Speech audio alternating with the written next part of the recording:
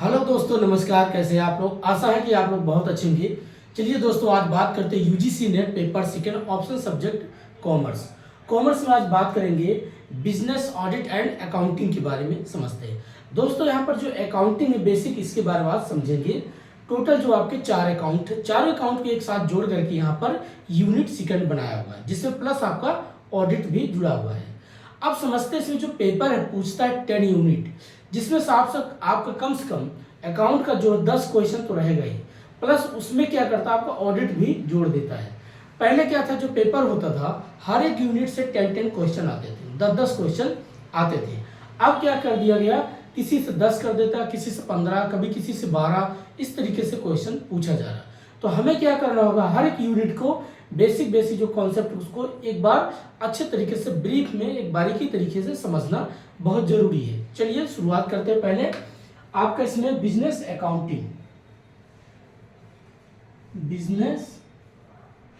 Accounting, and audit,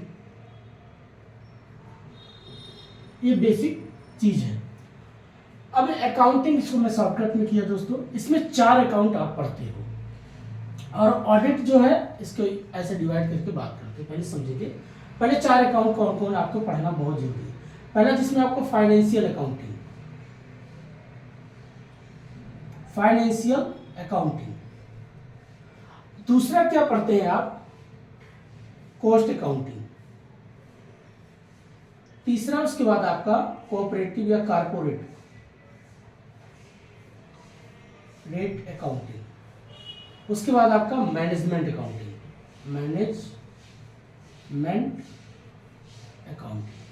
ये 4 account हैं। अगर आपने इसमें हर एक टॉपिक को अच्छे से पढ़ा होगा तो कम से कम आपका अकाउंटिंग तो बेसिक ही कॉन्सेप्ट ही है। कॉमर्स का तो बेसिक जड़ ही जो है आपका अकाउंटिंग है। अब ऑडिट में आप क्या पढ़ते हो, ऑडिट मतलब किसी चीज की जांच करना, अंकेक्षण करना, चेक करना। जैसे आप जो चेक करते मंथली में हो सकता है, आपका ईयरली हो सकता है, आपका वीकेंड हो सकता है। तो इस तरीके से 3 तरीके से आप क्या करते हैं, ऑडिट करते हो। अब ऑडिट किस चीज की करती है, मटेरियल हो गया, लेबर हो गया, कॉस्ट हो गया, लागत कितनी किसी चीज में कितनी आती है, ये बेसिक चीजें आपका ऑडिट बनता है। अब इसमें जो आप ऑडिट करते हैं, ऑफिस हो सकता है, ऑफिस में ऑडिट करते हैं, फैक्ट्री हो सकता है, या आपका कंपनी हो सकता है। इस प्रकार से क्या होता है, आपका ऑडिट किया जाता है। अब इसमें क्या किया, मेन मैंने पॉइंट बात रखा है। अब समझते पहले इसमें अकाउंट के बारे में। अब जो आपका पहले आता है फाइनेंशियल अकाउंटिंग, इसमें आप क्या पढ़ते होंगे, पहले किसी चीज बुक कीपिंग क्या है, लेजर क्या है, जनरल एंट्री क्या है, ट्रेडिंग अकाउंट क्या है, प्रॉफिट एंड लॉस क्या है, ट्रायल बैलेंस क्या और बैलेंस शीट क्या है। तो बेसिक एक पहले क्या होता है आपका बुक कीपिंग क्या है, बुक कीपिंग। अब बुक कीपिंग पहले आप समझते हैं। दूसरा होता है आपका जर्नल एंट्री क्या है, एंट्री। नेक्स्ट आपका क्या होता है, लेजर। उसके बाद ट्रेडिंग अकाउंट, उसके बाद प्रॉफिट एंड लॉस अकाउंट, ये बेसिक। लास्ट में उसके बाद आप बनाते हैं ट्रायल, यहां उसके बाद ट्रायल बैलेंस, फिर अंत में आपका बनता है बैलेंस शीट।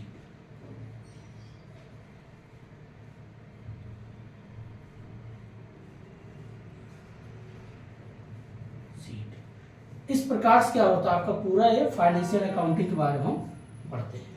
और इसमें 2 टॉपिक फिर आगे इसमें आप पढ़ते हो, जैसे प्रिंसिपल ऑफ अकाउंटिंग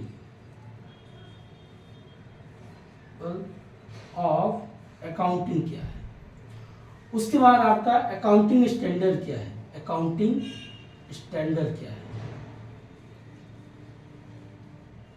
ये बेसिक आपके क्या होते हैं, आधार होते हैं फाइनेंशियल अकाउंटिंग की। अगर आपने इतना पढ़ा तो समझिए आपका 80% यहाँ से अकाउंटिंग कंप्लीट। फिर उसके बाद जिसमें 20% जो 2 चैप्टर हैं आप पढ़ते हैं पार्टनरशिप क्या है, पार्टनरशिप। अब पार्टनरशिप में आप क्या क्या पढ़ते हैं, इसमें पार्टनरशिप का एडमिशन, पार्टनरशिप का रिटायरमेंट, पार्टनरशिप का डेथ हो जाना, पार्टनरशिप का डिसोल्यूशन हो जाना, विघटन हो जाना, इस प्रकार से आपका क्या होता है पार्टनरशिप के बारे में पढ़ते हैं।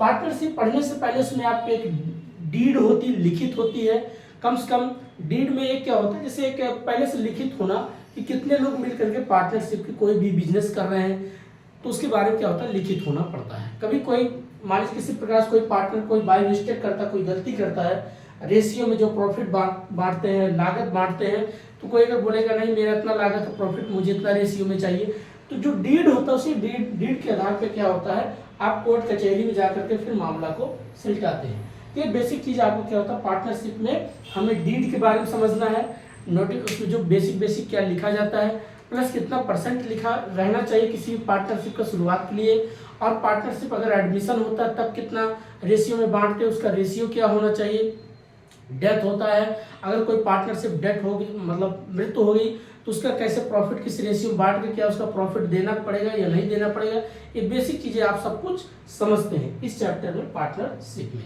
इसका एक एक्ट होता है पार्टनरशिप एक्ट होता है 1932 इस एक्ट के अकॉर्डिंग क्या करते हैं आप पार्टनरशिप एक्ट बनाते हैं।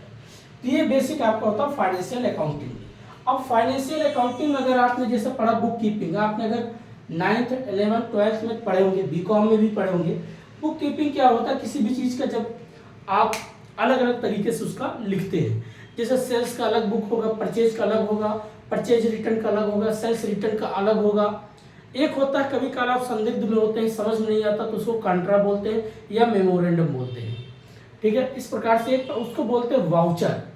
तो वाउचर मीन्स मूड होता है, जैसे आप टैली वगैरह कभी आप सीखे होंगे तो वहां पर होता है कि F8 कर दो, F9 कर दो, जो फंक्शन की होती है वहां से हम सारी चीजें क्या होता है एक स्मार्ट तरीके से चीजें सीखते हैं। तो यहाँ पर क्या है बुक कीपिंग में किसी भी चीज का जैसे आप मान लीजिए कोई वस्तु बेच दिया तो बेचने किस में होगा सेल्स का, परचेज किया तो परचेज में, उसका अलग अलग आप क्या करते हैं कॉलम बनाते हैं, एक ही बुक बनाते हैं, अलग अलग बुक बना के रखते हैं, उसको बोलते हैं बुक कीपिंग। उस बुक कीपिंग के आधार पर फिर क्या करते हैं जर्नल एंट्री करते हैं। अब जर्नल एंट्री करने से पहले आप एक लेजर बनाएंगे। लेजर क्या बनाएंगे, जैसे श्याम का अलग है, मान लीजिए कैश का अलग है, तो श्याम ने मान लीजिए कोई वस्तु खरीदा, राम ने कोई वस्तु परचेज किया, तो सबका अलग अलग नाम का एक लेजर आप बनाओगे। उस लेजर के आधार पर फिर क्या करते हो जर्नल एंट्री करते हो। अब जो लेजर आप बनाते हो तो 3 लेजर आपने पढ़ा होगा, पर्सनल, फिक्टिटियस और रियल, व्यक्तिगत, वास्तविक और नाम मात्र, इसको हिंदी में बोलते हैं। व्यक्तिगत जो आपका अकाउंट होता है जिसमें किसी व्यक्ति के नाम से जुड़ा होता है, जैसे राम, श्याम, दिनेश, महेश, उमेश, रत्नेश, बिंद्रेश, इस तरीके की जो सारी चीजें नाम होते हैं उसको बोलते हैं पर्सनल अकाउंट। पर्सनल अकाउंट हमेशा किसी व्यक्ति के नाम से होता है। एक होता है पर्सनल अकाउंट में representative personal account. Representative personal account means होता है जब किसी व्यक्ति को नाम को संकेत करता है। जैसे आजकल देखते होंगे बड़े बड़े जैसे कॉलेज हो, जैसे जेएनयू हो गया, जेएनयू मीन्स जवाहरलाल विश्वविद्यालय, या किसी के नाम से हो गया महेंद्र प्रताप सिंह विश्वविद्यालय, या फिर कहीं मलखान सिंह विश्वविद्यालय, तो वहाँ किसी व्यक्ति का नाम क्या हो रहा है प्रेजेंट कर रहा है उस विश्वविद्यालय के। या कोई बैंक खुल गया आरबीआई, या कोई खोल दिया सिडबी बैंक, वहाँ पर किसी का नाम से क्या हो रहा है इंडिकेट किया जा रहा है। तो ये आपका होता है जो पर्सनल अकाउंट। दूसरा पढ़ते हैं, उसमें क्या होता है दोस्तों, किसी वस्तु का आना और जाना, कमिंग और गोइंग, मतलब आपके पास जब कोई वस्तु आती है उसको डेबिट करना, जाने वाले वस्तु को आप क्रेडिट करना। ये बेसिक चीज, इसमें डबल एंट्री आपका सिस्टम बनता है। जब आप प्रिंसिपल अकाउंट पढ़ेंगे डुअल एस्पेक्ट कॉन्सेप्ट, तो इस चीजें वहां से उठाया गया है, बेसिक कॉन्सेप्ट होता है। नेक्स्ट अकाउंट इसमें आप पढ़ते हैं real account. Real account means होता है नॉमिनल अकाउंट या वास्तविक खाता। वास्तविक मीन्स होता है जिसमें गुड्स की बातें होती हो, गुड्स किसी भी चीज का हो, सुई से लेके जहाज तक की। अगर कोई वस्तु आप बिकती है या जिससे आपके पास मान लीजिए 2 लाख की कोई वस्तु आई तो आप लिखोगे वस्तु आई है तो आपने परचेज किया है तो लिखो purchase account dear to goods account, या आप लिख सकते हो goods account dear to purchase. क्योंकि आपने वस्तु परचेज किया या आपने वस्तु बेच दिया, तो आपके पास कैश आएगा। कैश अकाउंट डी या टू गुड्स। अगर उधार होता है तो जिसको आपने वस्तु बेचा तो उसका नाम लिखोगे, डिस्काउंट दिया है तो उसको डेबिट करोगे। कि हर एक बारी की चीज को आप पढ़ते हैं। पर्सनल अकाउंट और रियल अकाउंट। एक होता है नॉमिनल अकाउंट। नॉमिनल अकाउंट ये प्रॉफिट एंड लॉस की बात करता है। जैसे कभी काल आप मान लीजिए कि जैसे 50 केजी का दूध है, अब दूध आप उबाल रहे थे, उबालते आप पता चला सब दूध उबाल मार के बाहर गिर गया, तो आपका कुछ दूध उसमें लॉस हो गया, तो जो लिखा जाएगा लॉसेस अकाउंट डी या अब उस मिल्क जो भी है आप उस चीज़ को बेसिक क्या करते हैं, आधार बनाते हैं। यहाँ प्रॉफिट और लॉस की बात होती है। प्रॉफिट होगा, लॉस होगा तो उसको एक डेबिट करेंगे, एक क्रेडिट करेंगे, इसको बोलते हैं नॉमिनल अकाउंट। ठीक है, तो 3 अकाउंट यहाँ बनता है, बट ये नॉमिनल अकाउंट हमेशा लॉस और प्रॉफिट में ही उसको जोड़ा जाता है। तो इस बेस पे फिर क्या करते हो, आप एंट्री करते हो। एंट्री करने के बाद फिर आप बनाते हो इसमें ट्रेडिंग अकाउंट। अब ट्रेडिंग अकाउंट मीन्स होता है जो व्यापारिक खाता, इसमें डायरेक्ट खर्चे को डेबिट साइड में लिखा जाता है। बाकी जो आपको कुछ होता है जैसे सेल्स हो गया, रिटर्न हो गया, इसको आप क्रेडिट करके लिखते हो बाई साइड में, दूसरी साइड में। अब इसमें जो डायरेक्ट खर्चा क्या होता है, जैसे आपने कोई बिल्डिंग बना है, तो बिल्डिंग बना रहे हो तो उसमें आप मटेरियल लग रहा, लेबर लग रहा, ओवरहेड लग रहा, सारी चीज़ें जो खर्चे डायरेक्ट लग रहे हैं। जैसे मटेरियल में आपका सीमेंट आ गया, सरिया आ गया, बजरी आ गया, ईंट आ गया, ये सब आपका क्या है, डायरेक्ट खर्चा। फिर उसमें लेबर लग रहे हैं, मिस्त्री लग रहे हैं, इस प्रकार से क्या है, डायरेक्ट खर्चा। तो इसको ट्रेडिंग अकाउंट में क्या होता है, ये आपका पूरा सब डायरेक्ट खर्चा इधर लिखा जाता है। दूसरा बनता है इनडायरेक्ट खर्चा। इनडायरेक्ट खर्चा वो होती है जब घर बन गया, बीच बीच में कभी काल आप पेंट करवा रहे हैं या टूट फूट हो गया, कोई बारीकी चीज टूट गया, कहीं थोड़ा सा दरार आ गया, स्क्रैच आ गया, तो आप क्या करते हो, उसको मेंटेन रखने के लिए जो खर्चा होता है उसको इनडायरेक्ट खर्चा बोला जाता है। अप्रत्यक्ष खर्चा बोला जाता है, वो आपका होता है प्रॉफिट एंड लॉस। कहीं कर दोनों को एक साथ लिख के दर्शाते हैं या तो अलग अलग अकाउंट बना। फिर इन्हें अकाउंट के बेस पे हम फिर क्या करते हैं, बैलेंस, एक ट्रायल बैलेंस बनाते हैं। ट्रायल बैलेंस मीन्स होता है किसी चीज का तलपट चेक करना, इसको तलपट बोलते हैं। अब इसमें क्या होता है दोस्तों, इसके 2 मेथड होते हैं, एक होता है मैथमेटिक्स, एक होता है बैलेंसिंग। मैथमेटिक्स में जो गणितीय विधि होता है, इसमें हम ये चेक करते हैं जो हमारे पास डाटा है। जैसे कभी काल आप कहीं कोई डाटा लिख रहे थे, मान लीजिए 1000 रुपया लिख रहे थे, ऐसे आपको 1000 लिखना था, ठीक है, आपने बाय मिस्टेक उसको 10,000 कर दिया, एक जीरो बढ़ा दिए दोस्तों। अब आपको क्या हो गया, यहाँ बाय मिस्टेक से गलती हो गया, तो ये क्या करता है, उसको गणितीय विधि से चेक करता है कि एक जीरो अगर बढ़ गया या एक जीरो घट गया तो क्या इसका इम्पैक्ट पड़ेगा, बहुत बड़ा इम्पैक्ट पड़ेगा। तो ये क्या करता है, मैथमेटिक्स तरीके से उसको मैचिंग करता है, फिर चेक करता है, वस्तु को देखेगा। जैसे ट्रायल तलपट मीन्स होता है जैसे तराजू का पल्ला होता है, बैलेंस करना, एक तरफ वस्तु एक तरफ बटखरा होता है, जो बाट रखते हैं तो उसको बैलेंस करके बेचते हैं। अब पता चला बाट आपने ज्यादा रख दिया, वस्तु कम रख दिया, तो क्या होगा, अनबैलेंस होगा। यही चीज जो होता है व्यापार में क्या किया जाता है, जो आप करोड़ों का खरबों का व्यापार कर रहे हैं तो उसको ये चेक करती है, सही कहाँ है, गलत कहाँ है, कौन सी आइटम कितना रेट पे था, एक बाउचर होती है, सब बाउचर मैचिंग किया जाता है, वो ट्रायल बैलेंस के माध्यम से चेक किया जाता है। इसका चेक करने का मेथड जो एक गणितीय विधि और दूसरा होता है शेष विधि। शेष विधि मीन्स होता है बैलेंसिंग मेथड, इसको बोलते हैं। इसमें कैरी डाउन और ब्रॉड डाउन करके होता है। आपने देखा होगा कभी काल लोग बहुत मैचिंग करते थे, ऐसे बना होता है कैरी डाउन, इधर मान लीजिए आपने लिख दिया ये ब्रॉड डाउन। अब क्या होता कि मान लीजिए यहाँ पर आपने लिखे 2000, आप 2000 लिखिए, यहाँ पर आपने 200 लिख दिया है, तो आप जब मैचिंग करोगे बताइए कि यहाँ पर कितने का गैप दिख रहा है। तो आप जब यहाँ 2000 है तो यहाँ 200 मतलब गैप, अगर इसको 2000 हमने यहाँ लिख दिया और यहाँ पर 2000 अगर हम लिख रहे हैं तो पता चले यहाँ पर फर्क कितने दिख रहा है, 1800 का।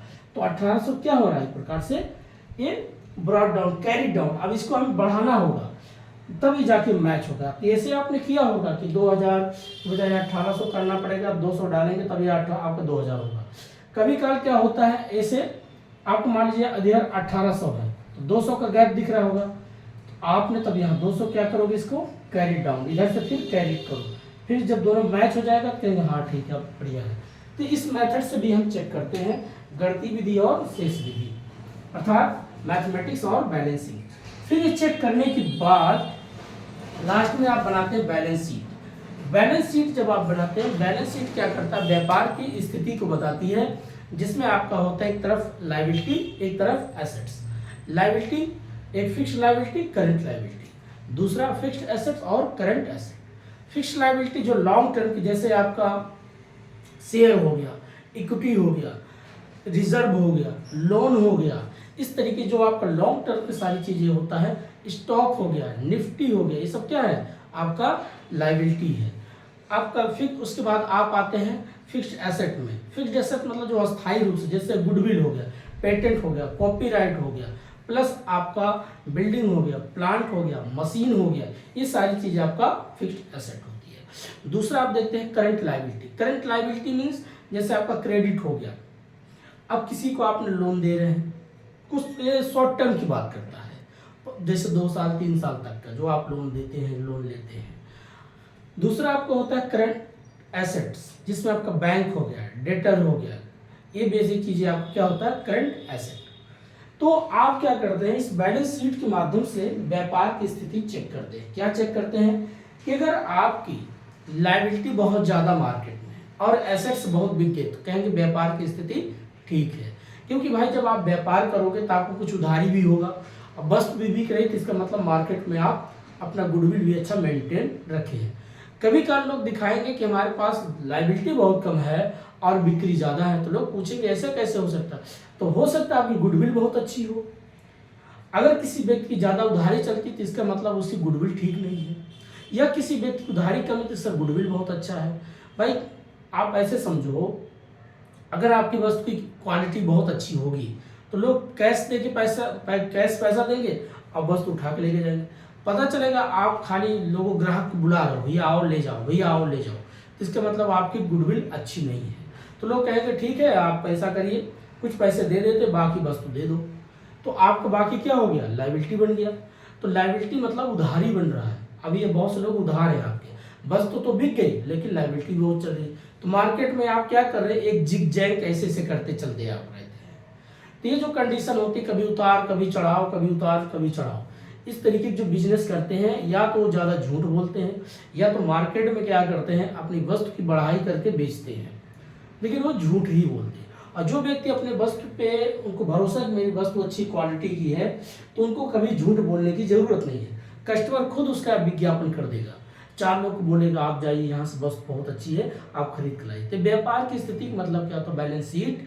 जैसे एक डॉक्टर क्या करता है, किसी का नब्ज पकड़ता है, चेक करके बता देता है कि आदमी में इसके बॉडी में कौन सी दिक्कत है, या बीपी की दिक्कत है, या शुगर की दिक्कत है, कौन सी बीमारी है। वैसे बैलेंस शीट क्या होता है, जो सीए होते हैं, चार्टर्ड अकाउंटेंट होते हैं, प्लस आपके जैसे प्रोफेसर साहब होते हैं, ये तुरंत उसकी नब्ज पकड़ लेते हैं कि आप कहाँ सा टैक्स की चोरी कर रहे हो, या कैसे एसेट्स ज़्यादा दिखा रहे हो, या करंट लायबिलिटी कम दिखा रहे हो, या फिक्स लायबिलिटी ज़्यादा दिखा रहे हो, करंट एसेट्स कम दिखा रहे हो। इससे क्या होता है, वो जल्दी पकड़ लेता है क्या आप चोरी कर रहे हो या अपने व्यापार की स्थिति को मजबूत कर रहे हो। ये बारीकी चीज क्या होती है, बैलेंस शीट आपके व्यापार की स्थिति के बारे में अच्छी बातें बताती है, लेकिन तभी अच्छी बातें बताएंगे जब आप अच्छा काम करेंगे। ये चीजें होती है। नेक्स्ट हम जो इसमें पढ़ते हैं प्रिंसिपल ऑफ अकाउंटिंग और अकाउंटिंग स्टैंडर्ड। ये क्या होता है, प्रिंसिपल कुछ अकाउंटिंग का बेसिक सिद्धांत है जिसको हम चेंज नहीं कर सकते। जैसे केमिस्ट्री में कुछ फार्मूला होता है, जैसे आपका हाइड्रोजन और ऑक्सीजन मिल करके आपका जल बनता है, ठीक उसी प्रकार से अकाउंटिंग के कुछ बेसिक प्रिंसिपल है, हम उसको चेंज नहीं कर सकते। क्यों, जिसमें आप गोइंग कंसर्न है, कंसिस्टेंसी क्या है, एक्रूअल क्या है, डुअल क्या है, ये बेसिक जो आधार दिया गया है, ये व्यापार का या अकाउंट के जो बेसिक प्रिंसिपल है उसी के आधार पे आप व्यापार करते हैं। तो ये होता है आपका, इसमें 12 पॉइंट आप पढ़े होंगे। एक मैंने पहले भी एक वीडियो बना रखा था प्रिंसिपल ऑफ अकाउंटिंग के बारे में, तो आप लोग जाकर उसको देख लेना, जिसमें आप पढ़े भी होंगे कि गोइंग कंसर्न क्या है, कंसिस्टेंसी क्या है, एक्रूअल क्या है, डुअल क्या है। ये बेसिक चीज़ें आपको बहुत बारीकी से मैंने बताया और समझना चाहिए। क्या होता है, जैसे आप व्यापार कर रहे हो तो व्यापार का मतलब उसमें बेसिक एक टर्म को समझाया गया है। अब क्या टर्म है, जैसे going concern. Going concern means अगर आपने आज व्यापार शुरू किया है तब तक ये चलता रहेगा, आप जब तक इसको चलाना चाहो। जैसे मैंने व्यापार को ही शुरुआत किया, कल मैं बूढ़ा हो जाऊं फिर मेरे बच्चे चलाएंगे, वो बूढ़े हो जाते उनके बच्चे चलाएंगे। एक प्रकार से व्यापार का एक गोइंग कैसे चलता रहेगा, आजीवन है, कभी रुक नहीं सकता। कंसिस्टेंसी, व्यापार हमेशा एक लगातार होते रहना चाहिए, उसका एक रूल बताएगा। अगर आप अपने व्यापार में मार्केट में अच्छा गुडविल बनाना चाहते हो, अच्छा पैसा कमाना चाहते हो, अच्छी अपनी एक साख बनाना चाहते हो, मतलब क्रेडिट बनाना चाहते हो, तो प्रतिदिन अपना एक टाइम फिक्स रखो कि मुझे 9 बजे अपने दुकान शॉप को खोलना है। तभी तो कस्टमर को लगेगा भाई ये 9 बजे दुकान खुलती है। आप पता चला आज 9 बजे दुकान खोल रहे, कल आप 3 बजे खोलते हैं, तो लोगों को लगेगा ये तो आदमी कंसिस्टेंसी है नहीं। तो ये बेसिक टर्म को समझाया गया। अब जैसे उसमें एक आता है dual aspect. Dual aspect double entry system की बात करता है। एक तरफ किसके लिए क्रेडिट किया जाएगा, किसके लिए डेबिट किया जाएगा, इसके बारे में बात करता है। तो ये प्रिंसिपल ऑफ। एक अगला पॉइंट होता है आपका accounting standard. Accounting standard means होता है बेसिक जो अकाउंटिंग की एक पैमाना है, उस पैमाने पे ही चलना पड़ेगा, एक रूल है। जैसे आप गुडविल पढ़ते हो, पार्टनरशिप पढ़ते हो, उसके बाद अमलगवेशन पढ़ते हो, होल्डिंग कंपनी पढ़ते हो, सब्सिडरी कंपनी पढ़ते हो, वैल्यूएशन ऑफ गुडविल पढ़ते हो, वैल्यूएशन ऑफ शेयर पढ़ते हो। तो बेसिक चीज़ें क्या होता है, एक स्टैंडर्ड बना दिया गया, एक पैमाना बना दिया है। जैसे भारत के लिए स्टैंडर्ड जो बना होगा, आपने देखा होगा भारत में जो बैलेंस शीट बनाते हैं, हमारा इधर लेफ्ट साइड में लायबिलिटी होता है और राइट साइड में हमारा फिक्स्ड एसेट्स होता है। तो ये जो आपका बेसिक चीज होता है, हमारा रूल है कि हम इस तरीके से अपने पैमाना में, जैसे हमारे यहाँ जो रोड पे गाड़ियाँ चलती हैं देखते होंगे, एक होता राइट, ये होता राइट, ये होता लेफ्ट। तो हमारे यहाँ सबसे ज़्यादा हम अपने लेफ्ट साइड से चलते हैं। ठीक उसी प्रकार से एक अकाउंटिंग का स्टैंडर्ड है, उस स्टैंडर्ड उस रूल के अकॉर्डिंग अपने यहाँ हम बैलेंस शीट बनाते हैं और किस पे हमें कितना किस रेशियो में टैक्स लगाना है, किस रेशियो में उसको डिस्ट्रीब्यूट करना है, ये सारी चीज़ें कौन बताता है, आपका अकाउंटिंग स्टैंडर्ड। उसकी एक मेजर एक पैमाना है, उसी के आधार पर हमें चलना पड़ता है। इसमें कम से कम बहुत से 24 है, 26 है। हमेशा इसमें नई चीज़ें अमेंडमेंट होता है, परिवर्तन होता है, चेंज होता है समय के अनुसार। जैसे जैसे इनोवेशन बढ़ेगा, नई नई चीज़ का आविष्कार होगा, इसमें भी चीज़ें क्या होती है, चेंजिंग होती रहती है। ठीक है, ये हमने बात किया फाइनेंशियल अकाउंटिंग की। अब नेक्स्ट बात करते हैं cost accounting. Cost accounting means होता है लागत अकाउंटिंग। किसी वस्तु को बनाने में कितनी आपकी लागत आती है। जैसे आप बिल्डिंग बनाते हो तो उसमें कितना लेबर लगेगा, कितना उसमें मटेरियल लगेगा, कितना ओवरहेड खर्च। ओवरहेड मीन्स होता है उपरिव्यय खर्च। जैसे बनने के बाद भी कभी काल आप देखते होंगे, कोई बोलता देखिए भाई साहब यहाँ पर दरार आ गया, यहाँ पर थोड़ा स्क्रैच आ गया, ये लाइटिंग थोड़ा ऐसे बजाय ऐसे कर दो, इस लाइटिंग को चेंज कर दो, थोड़ा उपरिव्यय खर्च आता है। कभी कल कोई लेबर काम नहीं करना चाहता तो उस लेबर को हटा के दूसरा लेबर लाते हैं, तो पता चला पहला लेबर मान लीजिए दिहाड़ी हो 500 रुपया लेता था, दूसरा लेबर इमरजेंसी में लाता है, वो बोलता भाई मैं 700 रुपया लूंगा, ऑलरेडी मैं काम छोड़ के आया हूँ। ये आपको जो एक्स्ट्रा पैसा खर्च होता है उसको बोलते हैं उपरिव्यय, ओवरहेड कॉस्ट। तो ये बारीकी चीज़ हम कॉस्ट अकाउंट में क्या पढ़ते हैं, जैसे मटेरियल है, मटेरियल में सारे आपका मटेरियल, जैसे आपका सीमेंट हो गया, सरिया हो गया, ईंट हो गया, बजरी हो गया, ये सारी चीज़ें आपका मटेरियल होता है। किसी वस्तु को बनाने में कितनी आपकी जो है मटेरियल सामग्री लगती है। दूसरा उसमें लेबर कितना लगते हैं। अब लेबर किस प्रकार के हैं, स्किल्ड लेबर है या अनस्किल्ड लेबर है, उस प्रकार से हम क्या करते हैं उनकी कॉस्ट और को चेक करते हैं। भाई कॉस्ट मतलब कितना इनको आप वेजेस दे रहे हो, कितनी इनकी सैलरी दे रहे हो, उसकी बात होती है। तो किसी वस्तु को बनाने में जो आपकी हर एक बारीकी तरीके से जो आप चेक करते हो कितनी हमारी लागत आती है। अब जो लागत होगी या तो वेरिएबल होगी या तो अनवेरिएबल होगी। आपने पढ़ा होगा जैसे ब्रेक इवन पॉइंट, तो एक चैप्टर होता है break even point, budgetary cost. तो ये बेसिक चैप्टर जो आप पढ़ते हैं वहाँ से फिर क्या होती है कॉस्ट अकाउंट में जुड़ा होता है। फिर कॉस्ट अकाउंट का अगला टॉपिक पढ़ते हैं, उसमें आपके जैसे प्राइम कॉस्ट क्या है, फैक्ट्री कॉस्ट क्या है, टोटल कॉस्ट क्या है, ऑफिस कॉस्ट क्या है, ये सारी चीज़ें आप पढ़ते हैं। प्राइम कॉस्ट होता है जिसमें सब डायरेक्ट मटेरियल होते हैं, direct labour, direct material, overhead. उसके बाद ये आपका प्राइमरी बात फैक्ट्री से जोड़ते हैं। जितनी आपके किसी फैक्ट्री में कोई वस्तु बनाने में जितनी लागत आती है, फैक्ट्री से जुड़ी हुई चीज़ें होती है, वो फैक्ट्री कॉस्ट होती है। जितना आपका कॉस्ट ऑफिस से जुड़ी होती है, आपका ऑफिस कॉस्ट होती है। जैसे आप ऑफिस में देखिए क्या होता है, एसी लगे होते हैं, बुक्स होते हैं ऑफिस में, लाइटिंग होता है, लैपटॉप होता है, उसके बाद फ्रीज होता है, काफ़ी चीज़ें पूरा मेंटेन रखा जाता है।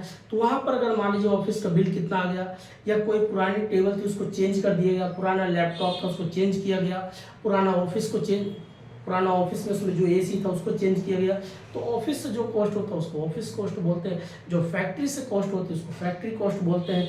तो सब कुछ जोड़ करके टोटल कॉस्ट बनता है, जैसे prime cost, work cost, factory cost, total cost. सभी को जोड़ करके टोटल कॉस्ट होता है। उसके बाद होता है सेल। आपकी मान लीजिए टोटल कॉस्ट आपका आ गया 2 लाख, आपने बेचा उसको 2.5 लाख, तो आपका प्रॉफिट हो गया 50 लाख, तो 50,000 आपका क्या हुआ, प्रॉफिट हो गया। ये सारी चीज़ें आप क्या करते हैं, कॉस्ट की चैप्टर पढ़ते हैं। फिर उसमें भी बहुत से फार्मूले होते हैं, मिनिमम क्या है, मैक्सिमम क्या है, डेंजर जोन क्या है, और उसके बाद टेलर महोदय कॉन्सेप्ट क्या, मशीन आवर रेट कॉस्ट क्या है, ये आप एक अलग एक चैप्टर पढ़ते हैं एक कॉस्ट अकाउंट में। फिर नेक्स्ट आप पढ़ते हैं processing cost. Processing cost means होता है प्रक्रिया लागत। अब प्रक्रिया मीन्स होता है जैसे पेन है, पहली प्रक्रिया में इस पेन को बनाने में कितनी कॉस्ट आई, फिर इसको दूसरी प्रक्रिया होती है इसकी लेबल लगाना, इसे पैकिंग करना, फिर तीसरा आता है इसको बिक्री करने में कितनी कॉस्ट आई। तो जो हर एक प्रोसेस से गुजरती है, जो आपकी लागत आती है, उसको बोलते हैं प्रोसेसिंग कॉस्ट। ठीक है दोस्तों, ये आपका हो जाता है कॉस्ट अकाउंटिंग। फिर इस अगला पढ़ते इसी में आपका आता है टेंडर कॉस्ट और जॉब कॉस्टिंग। जॉब कॉस्टिंग एक प्रकार से वो भी प्रक्रिया लागत है। जैसे मान लीजिए डस्टर है, अब पहली बार इसकी जो डिजाइन दिया गया पहली कॉस्ट आई, फिर इसमें जो रबड़ लगा, फिर इसके प्लास्टिक कवर लगा, ये दूसरी कॉस्ट आ गई, तीसरी इसकी पैकिंग होती है, चौथी इसकी बिक्री में कॉस्ट है। बट इसमें जो जॉब कॉस्टिंग होता है, जो व्यक्ति स्पेशल होता है, स्पेशलाइज जैसे एक प्रकार से विशेषीकरण रूप से होते हैं कि ऐसा नहीं है। जिससे मान लीजिए आप मोबाइल बनाते हो, तो मोबाइल का जो बनाने वाला है एक उसका पहले डिजाइन देगा, फिर उसका दूसरा उसका क्या करता है, मदर बोर्ड बनाता है, तीसरा उसमें कैमरा कहाँ कहाँ लगाना है, चौथा उसमें सॉफ्टवेयर कैसे फिल करना है या अपलोड करना है, इसके बारे में बात करता है। तो जॉब की अलग अलग तरीके से होता है उसको बोलते हैं जॉब कॉस्टिंग, और किसी चीज को बनाने में जो अलग अलग तरीके से मटेरियल रूप से आता है उसको बोलते हैं प्रोसेसिंग कॉस्ट। तो एक होता है टेंडर कॉस्ट। टेंडर कॉस्ट उसको बोलते हैं निविदा लागत। टेंडर में जैसे आप बड़े बड़े कॉन्ट्रैक्ट लेते हो, ठेका लेते हो, तो उसमें एक कॉस्ट में कितना आया, फिर दूसरे में कितना आया, तीसरे में, इस सब चीज का जो चैप्टर है मेन पॉइंट है material, labour, overhead, factory, total, office, processing, tender, job. उसके बाद एक पढ़ते हैं आप इसमें contract account. Contract account means होता है ठेका लागत। ठेका लागत में क्या होता है, मान लीजिए आपने 100% का कहीं पर कोई ठेका लिया तो 50% आपका सर्टिफाइड होता है, 50% आपका अनसर्टिफाइड होता है।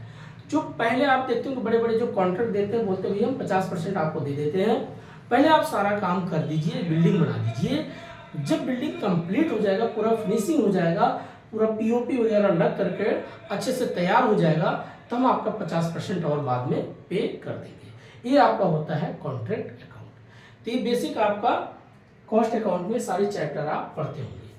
अगला बात करते हैं जो आपका है corporate accounting. Corporate accounting means होता है जिसको बोलते हैं निगम लेखांकन। अब कॉर्पोरेट मीन्स होता है जो शेयर मार्केट से जुड़ा होता है। अब शेयर मार्केट आप इसमें पढ़ते हैं शेयर मार्केट क्या है। पहले चैप्टर आपका आता है कंपनी एक्ट 1956 आप पढ़ेंगे, अर्थात 1956 कंपनी का अधिनियम क्या है।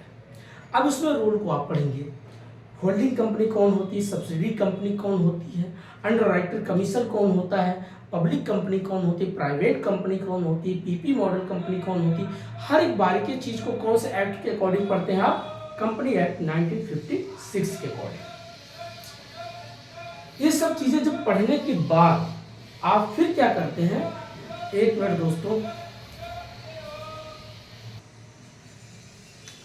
दोस्तों कुछ आवाज आ रही थी इसीलिए थोड़ा सा। अब देखिए बात करते हैं नेक्स्ट आपका जो चैप्टर है कॉस्ट अकाउंटिंग। आप कॉर्पोरेट अकाउंटिंग पढ़ते हैं। कॉर्पोरेट अकाउंटिंग में आपने अगर पढ़ा होगा 1956 जो आपका 1956 एक्ट क्या बोलता है कि भाई कोई कंपनी होल्डिंग कंपनी कब बनेगा, सब्सिडरी कंपनी कब बनेगा, पब्लिक कंपनी कैसे बनेगा, प्राइवेट कंपनी कैसे बनता है, अंडरराइटर कमीशन क्या है, हर एक पॉइंट को क्या करता है उसमें लिखित दिया है कि भाई अगर आपके पास 50% शेयर है तो एक प्रकार से आप ठीक हो, 70% आप एक किसी भी दूसरी कंपनी को होल्ड कर सकते हो, 50 से कम है तो आप एक सब्सिडरी के रूप में रह सकते हो। जहां पर सरकार और प्राइवेट दोनों मिलकर के बोलते हैं कोऑपरेटिव कंपनी होता है। जहां पर आम जनता के हित के लिए जो सरकारी कंपनी होती है वो बोलते हैं पब्लिक कंपनी। जब किसी एक पर्टिकुलर किसी निजी कंपनी है तो उसको बोलते हैं प्राइवेट कंपनी। तो ये सारी चीजें क्या होता है 1956 के अकॉर्डिंग आप पढ़ते हैं। फिर इसमें आपका अगला चैप्टर आता है शेयर। अब शेयर में जब आप पढ़ते हैं जिसमें इशू ऑफ शेयर क्या है, एप्लीकेशन ऑफ शेयर क्या है, अलॉटमेंट क्या है, फॉरफीचर क्या है, ये बेसिक चीज़ें आप जो पढ़ते हैं शेयर कंपनी अकाउंट। अब शेयर में आप जब पढ़ते हैं, फिर इक्विटी शेयर क्या है, प्रेफरेंस शेयर क्या है, एक प्रकार से दोस्तों मैं आज आपको रिकॉल कर रहा हूँ, आपका दिमाग में कम से कम ये चीज़ें हाईलाइट होगा, हाँ मैं इस चैप्टर को पढ़ा है। अब इसमें आप जब पढ़ते हैं शेयर में क्या होता है, 2 लोग मिलकर के, 3 लोग मिलकर के, 4 लोग, 5 लोग, कई लोग मिलकर के कोई एक कंपनी बनाते हैं। अब कंपनी बनाते हो तो उस कंपनी में फिर क्या करते हो, शेयर को बेचना, शेयर को खरीदना, यही आपका काम होता है। अब जब शेयर आप बेचते हैं तो पहली बार आप क्या करते हैं, इशू आप शेयर करते हैं। अलग अलग तरीके से आपने 100 शेयर बेच दिया, हर शेयर का आप 10 रुपया रेट रखते हो। आप लोग देखते होंगे स्टॉक मार्केट में काफ़ी चीज़ें, यही जो आजकल चल रहा है शेयर मार्केट का। अब शेयर मार्केट में सबसे पहली चीज़, आप बारीकी चीज़ को आपको अध्ययन करना पड़ेगा कि हमें किस चीज़ की बेचना चाहिए, किस चीज़ की खरीदना है। जैसे आप देखते होंगे शेयर किस चीज़ की सबसे ज़्यादा बिकती है, कुछ होती है सीजनल वस्तु। जैसे गर्मी का दिन आया तो देखते हो कोल्ड ड्रिंक बिकती है, दही बिकती है, शरबत बिकती है, क्योंकि ठंडी पदार्थ वस्तुएं सबसे ज़्यादा सेलिंग होती है। अब कोई व्यक्ति पता चला कोका है, कोला है, पेप्सी है, लिम्का है, फंटा है, स्प्राइट्स हैं, बहुत सी वस्तुएं होती हैं जो आपका एक बड़ा ठंडा वस्तुएं हैं जो कोल्ड ड्रिंक के रूप में बिकती है। अब किसी वस्तु को मान लीजिए कोल्ड ड्रिंक है, अब कोल्ड ड्रिंक में मान लीजिए कोई स्प्राइट बोलेगा इसमें शुगर केन बहुत ज़्यादा है, इसकी हम डिमांड नहीं करेंगे। कुछ लोग बोलते हैं लिम्का का डिमांड करेंगे, तो आप डिमांड के अकॉर्डिंग क्या करते हैं, फिर शेयर को सेलिंग करते हैं। तो कंपनी ऐसा नहीं सिर्फ एक ही वस्तु रखती, बहुत से करोड़ों हजारों वस्तु उसमें इंक्लूड होती है। अब हम बात करते हैं कंपनी जब आप बनती है 1956 के अकॉर्डिंग, तो उसमें शेयर में जो होता है 4 लोग मिलकर के कंपनी बनाए।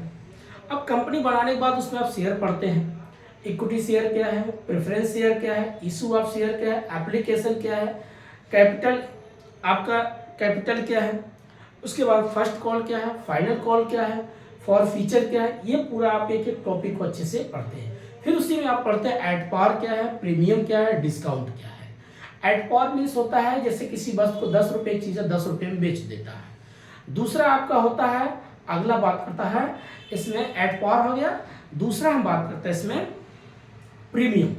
प्रीमियम मीन्स होता है 10 रुपये की वस्तु है, आप उसको 12 रुपये में बेचता है, तो 12 रुपये में जब वस्तु को आप बेचते हैं तो 2 रुपये एक्स्ट्रा आप लगाते हैं। एक होता है डिस्काउंट। डिस्काउंट होता है 10 रुपये की वस्तु है, आप उसको 8 रुपये में बेचते हैं, 2 रुपये आपका क्या होता है, डिस्काउंट हो जाता है। इसको आप बेसिक चीज़ को आप समझते हैं कि एट पार क्या है, प्रीमियम क्या है, डिस्काउंट क्या है। नेक्स्ट ये सब पढ़ने के बाद अगला टॉपिक आप पढ़ते हैं, फिर आप वैल्यूएशन ऑफ शेयर क्या है। वैल्यूएशन ऑफ शेयर का मूल्यांकन करते हैं, गुडविल क्या है, शेयर क्या है, सुपर प्रॉफिट क्या है, नॉर्मल प्रॉफिट क्या है, एवरेज प्रॉफिट क्या है, कैपिटलाइजेशन मेथड क्या है, उस मेथड से आप क्या करते हैं, वैल्यूएशन ऑफ गुडविल करते हैं, वैल्यूएशन ऑफ शेयर करते हैं। वैल्यूएशन आप जब शेयर करते हैं तो वहाँ पर आप देखते हैं कौन सा मेथड लगाया जाए, किस रेशियो में इसको बेचा जाए। कैपिटलाइजेशन मेथड लगाते हैं या एनुअलिटी मेथड लगाते हैं या आपका यहाँ पर पेमेंट मेथड लगाते हैं या कंसीडर मेथड लगाते हैं। अलग अलग तरीके से मेथड होता है जो हम पूरा शेयर को क्या करते हैं, सॉल्व करते हैं। फिर अगला चैप्टर इसमें पढ़ते हैं आप अमलगमेशन पढ़ते हैं, होल्डिंग कंपनी पढ़ते हैं। ये बेसिक आपका चैप्टर आता है। पहले समझते हैं होल्डिंग कंपनी। जिस कंपनी के पास 50% से ज़्यादा शेयर होता है तो दूसरी कंपनी क्या करता है, वो अपने में होल्ड करने लगता है। होल्ड मीन्स क्या है, जैसे आपके पास अगर आप करोड़पति हैं तभी तो आप दूसरे की ज़मीन खरीद सकते हैं या दूसरी कंपनी को अपने साथ मेल मर्ज कर सकते हैं। अब एक कंपनी है जो मार्केट में सर्वाइव कर रही, नहीं चल पा रही, तो आपने कहेंगे ऐसा करिए, आप हमें अपनी जितना भी है, आप जो व्यापार नहीं कर पा रहे आप बेच दो, मैं खरीद लेता हूँ। तो व्यक्ति क्या, जिसके पास ज़्यादा पैसा होगा दूसरी को खरीद ही सकता है। तो जो बड़ी कंपनी छोटी कंपनी को परचेज करता है या हायर करता है उसको बोलते हैं होल्डिंग कंपनी। बड़ी वाली होल्ड करे किसको, छोटी वाली को सके। जैसे आप एक चैप्टर पढ़ेंगे अमलगमेशन, ठीक उसी का रूप ये भी है। अमलगमेशन मीन्स किसी भी कंपनी को, जैसे 2 कंपनी ए और बी दोनों में मेल मर्ज हो जाता है, एक बन जाती है, ए और बी मिल करके बन जाती है ए बी कंपनी। अब इसमें क्या होता है, जब दोनों एक ही व्यापार करते हो, वो भी मान लीजिए चलो उसके पास किताब कलम की थी, इसके पास भी किताब कलम की थी, दोनों मिल करके एक नया नाम दे देते हैं। या 2 संस्थाएं ऐसे हैं, मान लीजिए एजुकेशन संस्थाएं हैं, ये भी मान लीजिए कोई है टीके, यहाँ पर पता चला आरके, यहाँ पर कोई है डीके, 3 लोग मिल गए, नाम रख दिया PRDK, एक ही नाम रख दिए। अब दूसरा इसमें होता है कि आपका अमलगमेशन हो गया, एक होता ऑब्जर्वेशन। ऑब्जर्वेशन मीन्स होता है कि कोई बहुत बड़ी मान लीजिए इंस्टीट्यूट से संस्था है, कोई छोटी सी संस्था है, अब उसने क्या हुआ, उन दोनों मिल करके पुरानी वाली बोलती ठीक है अपना नाम खत्म करके मैं आपके साथ ही ज्वाइंट हो जाता हूँ। एक होता है रिकॉन्स्ट्रक्शन अमल हमेशा। रिकॉन्स्ट्रक्शन मीन्स होता है कि अपने स्वयं का नाम पुराना खत्म करके नया नाम दे देती है। इस प्रकार से क्या होता है आपका कोऑपरेटिव जो अकाउंट होता है, बेसिक चीजें हम इसमें पढ़ते हैं। उसमें भी फिर मेथड लगाते हैं, उसकी बैलेंस शीट को चेक करते हैं, कितना इसके पास एसेट्स है, कितना इसके पास लायबिलिटी है, कितना इसके पास गुडविल है, क्या ये मार्केट में अगर अच्छी गुडविल है तो लॉन्ग टर्म हमें कुछ व्यापार में फायदा करेगा। कोई कंपनी पता चला कि उसके पास बहुत अच्छी अच्छी वस्तु है लेकिन मार्केट में अच्छा सर्वाइव नहीं कर पाया, तो आपके लिए कैपिटल रिजर्व बन जाता है। इसमें आप कहाँ पर इसको शो करेंगे, क्या उसको आप करंट अकाउंट करंट एसेट्स में दिखाएंगे या करंट लायबिलिटी में दिखाएंगे, हर एक चीज को आपको बारीकी समझना है। ठीक है दोस्तों, नेक्स्ट अब चैप्टर से फिर पढ़ते हैं मैनेजमेंट अकाउंटिंग। अब मैनेजमेंट अकाउंटिंग में आप क्या करते हैं, अकाउंट का पूरा मैनेज करते हैं, व्यवस्था को बनाते हैं। इसमें आप पढ़ते हैं बैलेंस शीट, वही चीज बैलेंस शीट, फिर उसके बाद रेशियो एनालिसिस, उसके बाद आपका budgetary control, break even point, standard cost क्या है, एक्चुअल कॉस्ट क्या है, ये आपका चैप्टर होता है आपका मैनेजमेंट अकाउंटिंग। अब मैनेजमेंट अकाउंटिंग जो आपका पहला शुरुआत होता है, पहले बैलेंस शीट को समझो। बैलेंस शीट में फिक्स्ड लायबिलिटी क्या है, फिक्स्ड एसेट्स क्या है, करंट लायबिलिटी क्या है, करंट एसेट्स क्या है। फिर इसके आधार पे आप देखते हो पहला चैप्टर शुरुआत आपका होता है ratio analysis. Ratio analysis means होता है अनुपात में किसी वस्तु को कितना लागत आती है। जैसे आपके पास करंट एसेट्स कितनी है, करंट लायबिलिटी क्या है, क्विक रेशियो क्या है, करंट रेशियो क्या है, ये आपका बेसिक टर्नओवर रेशियो क्या है, फिक्स्ड टर्नओवर रेशियो क्या है, करंट टर्नओवर रेशियो क्या है, फिक्स्ड लायबिलिटी टर्नओवर रेशियो क्या है, कॉस्ट ऑफ गुड्स सोल्ड क्या है, सेल्स क्या है, कंट्रीब्यूशन क्या है, ये हर एक टॉपिक को आप अच्छे से पढ़ते हैं। बेसिक इसमें फार्मूले के बेस पे हम चेक करते हैं। गेयरिंग रेशियो क्या है, ये सारी चीजें आपका होता है। अगला इसमें फिर होता है बिफोर टैक्स क्या होता है, आफ्टर टैक्स क्या होता है, लॉन्ग टर्म के लिए क्या आपका टैक्स होगा, शॉर्ट टर्म के लिए टैक्स क्या होगा, बिफोर लॉन्ग टर्म टैक्स क्या होगा, आफ्टर टैक्स क्या होगा, शॉर्ट टर्म, ये सारी क्या होता है फार्मूले के बेस पे आप क्या करते हैं, रेशियो करते हैं, अनुपात बनाते हैं, चेक करते हैं कि व्यापार की स्थिति कैसे चल रही है। बैलेंस शीट, अगर मान लीजिए आप व्यापार कर रहे हैं, आपके पास एसेट्स बहुत ज्यादा है, अब कौन सी एसेट्स, फिक्स्ड एसेट्स, लेकिन मार्केट पता चला आपके पास फिक्स्ड एसेट्स बहुत है लेकिन वहां पर पता चला आपके पास करंट लायबिलिटी कुछ है नहीं। भाई कोई छोटे मोटे ग्राहक आए ना, ऐसे स्टॉक भर के बैठे हो, बिक्री कुछ नहीं हो रहा, इसका मतलब क्या हो रहा है, या तो हो सकता है आप उस मार्केट को नहीं समझ पा रहे हैं, या तो वहाँ की जनता जो है जिस प्रकार से वहाँ डेमोग्राफिक है, जो लोग रहने वाले हैं, या आपकी वस्तु से परिचित नहीं, या आपकी वस्तु बहुत महंगी है, तो उसका एक रेशियो बनाया जाता है। उस रेशियो के अनुपात में आप सेलिंग करते हैं, जिसको बोलते हैं सेल्स कैसे हो, या कंट्रीब्यूशन कॉस्ट है, किसी वस्तु बनाने कितनी लागत आई, कितना सेल्स हुआ, हर एक बारीकी तरीके से क्या करते हैं, रेशियो एनालिसिस में आप चेक करते हैं। ये तो मैं थ्योरिकल तरीके से बात कर रहा हूँ दोस्तों, बहुत भी प्रैक्टिकल चीज़ें होती हैं। आप उसमें क्विक रेशियो पढ़ो, करंट रेशियो पढ़ो, उसके बाद आप गेयरिंग रेशियो पढ़ो, ये आपका अलग अलग टॉपिक उसमें होता है। फिर अगला पढ़ते हैं break even point. Break even point means होता है जैसे कोई 10 रुपये की चीज़ अगर 10 से बिक गई तो जीरो, 10 रुपये की वस्तु आपने 12 रुपये बेच दिया, 2 रुपया प्रॉफिट, 10 रुपये की वस्तु उसको 8 रुपये बेच दिया, 2 रुपया लॉस। तो इसमें कब आपका ब्रेक इवन पॉइंट कब शून्य होगा, कब वेरिएबल होगा, कब अनवेरिएबल होगा, इस तरीके से आप चैप्टर पढ़ते हैं। नेक्स्ट पढ़ते हैं इसमें स्टैंडर्ड कॉस्ट क्या है, एक्चुअल कॉस्ट क्या है। स्टैंडर्ड कॉस्ट एक पैमाना बनाते हैं, एक मेजर बनाते हैं। इस मेजर के अकॉर्डिंग मान लीजिए आपने एक लाइन खींचा, जैसे कि लाइन खींच दिया कि भाई अगर इस लाइन से ऊपर जाता है एक प्रकार से लॉस की कंडीशन है, या इससे नीचे आता है तो प्रॉफिट की कंडीशन है, आपने एक मेजर कर रखा है। तो उसमें एक स्टैंडर्ड कॉस्ट, एक्चुअल कॉस्ट। जैसे आपको कहीं जाना था, आपको पता है कि मान लीजिए दिल्ली से बंगलौर आप जाते हैं, आपका खर्चा ट्रेन से 3000 आता है, आपका एक स्टैंडर्ड है, लेकिन एक्चुअल पता चला आपका खर्चा 3500 रुपये आ गया, तो 500 रुपये एक्स्ट्रा खर्चा हो गया, तो वेरिएबल हो क्या अनवेरिएबल हुआ।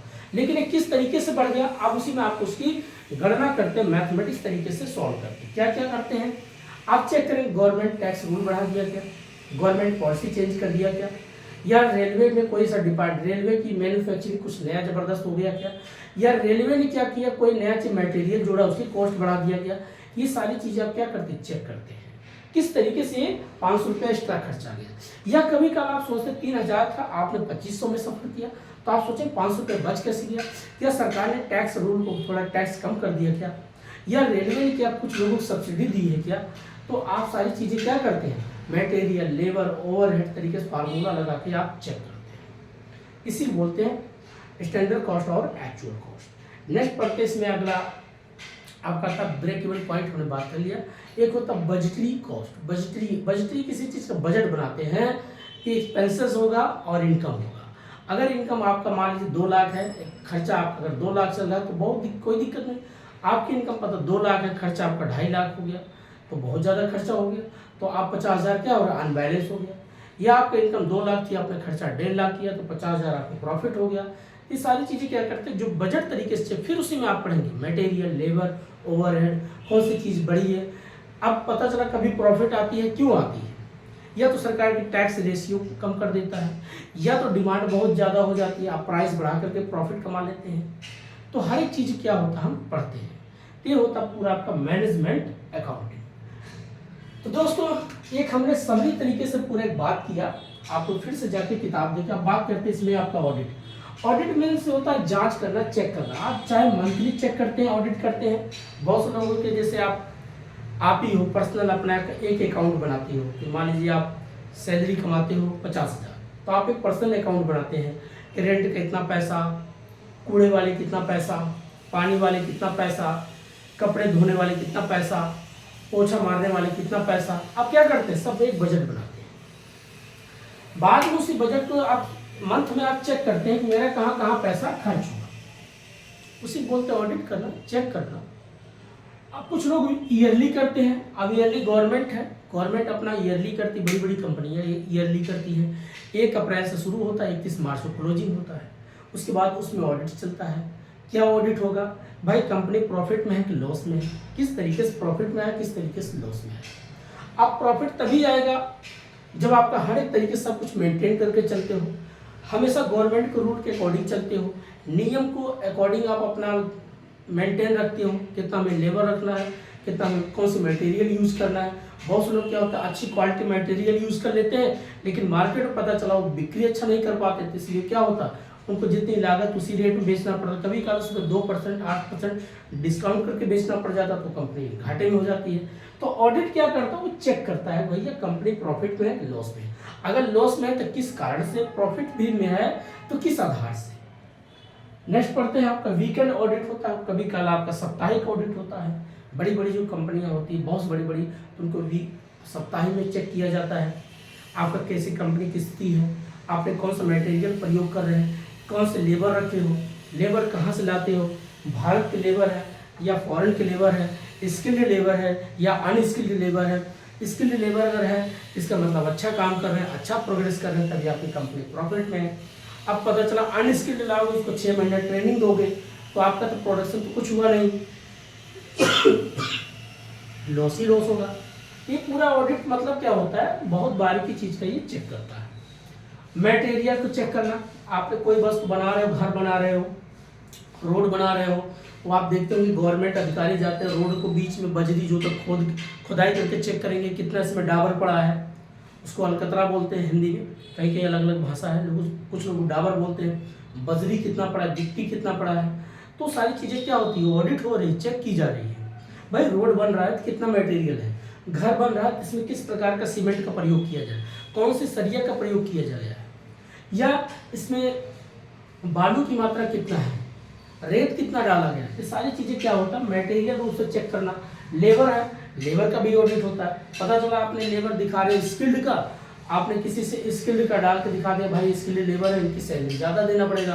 अब वहाँ पता चला अनस्किल्ड लेबर का प्रयोग कर रहे हो तो उसका भी चेक किया जाता है। स्किल्ड का दिखा के अनस्किल्ड का पैसा दे रहे हो बेचारे को। पता चला क्या आपने किसी से बोला, जैसे बहुत से लोग बड़े बड़े ठेका लेते हैं, कॉन्ट्रैक्ट काम करवाते हैं, गांव से लाएंगे मजदूर शहरों में, उनको बोलेंगे आपको 500 रुपया पर डे मिलेगा।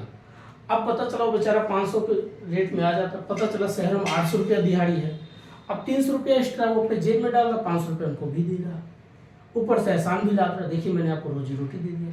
कि क्या होता है, ये जो एक्स्ट्रा लोग पैसा कमाते हैं वही एक्स्ट्रा पैसा फिर क्या होता है मार्केट में या देश में समाज में अनबैलेंस की स्थिति पैदा करती है, इन्फ्लेशन बढ़ाती, महंगाई बढ़ाती, बहुत कुछ चीज़ें इम्पैक्ट होता है। कॉस्ट लागत वही चीज़ें फिर है, किसी वस्तु बनाने में कितनी आपकी लागत आती है। ऑफिस कॉस्ट, आप ऑफिस का भी ऑडिट करते हैं, ऑफिस में मान लीजिए बड़े बड़े ऑफिस होता है, अलग अलग तरीके से भाई एक तरफ बहुत सी अलग अलग फाइलें होती हैं। अब पुरानी फाइलें, नई फाइलें, पुराने लैपटॉप, नए लैपटॉप, पुराने एसी, नए एसी, सब चीज़ का चेक किया जाता है, सैलरी भी चेक की जाती है, हर एक चीज़ को क्या होता है ऑफिस में। किसी ऑफिस के अंदर जाओ एक बार देखो तो उसी चीज़ की क्या होती है फिर ऑडिट की जाती है। फैक्ट्री है, जहाँ पर कोई चीज़ बन रहा है, जूता बन रहा है, कपड़े बन रहे हैं, कोई भी चीज़ बन रहा हो, मोबाइल बन रहे हैं, तो वहाँ पर क्या होता है आप चेक करोगे कितने लेबर हैं, कितने स्किल्ड लेबर हैं, कितनी मटेरियल है, और ये जो किस एरिया में फैक्ट्री है, कितना पोल्यूशन, ऐसा तो नहीं ज़्यादा पोल्यूशन बढ़ा रही है, हर एक चीज़ को क्या होता है चेक किया जाता है। किस रेशियो में इसका टैक्स रेशियो है, क्या टैक्स पूरा पे कर रहा है कि नहीं कर रहा है। और कंपनी मीन्स होता है जैसे बड़े बड़े कंपनी है, कोई भी, चाहे डोमेस्टिक हो, चाहे इंटरनेशनल हो, चाहे कोऑपरेटिव हो, चाहे कॉरपोरेट हो, तो उनका भी ऑडिट किया जाता है। बाहर की कोई कंपनी होगा तो उसको चेक किया जाएगा कितना आपके पास एसेट्स है, कितनी आपके पास लायबिलिटी है, कितना करंट एसेट्स है, कितनी करंट लायबिलिटी है। तो ये आपको बेसिक हमने जो बात कर लिया ऑडिट का और प्लस अकाउंटिंग का।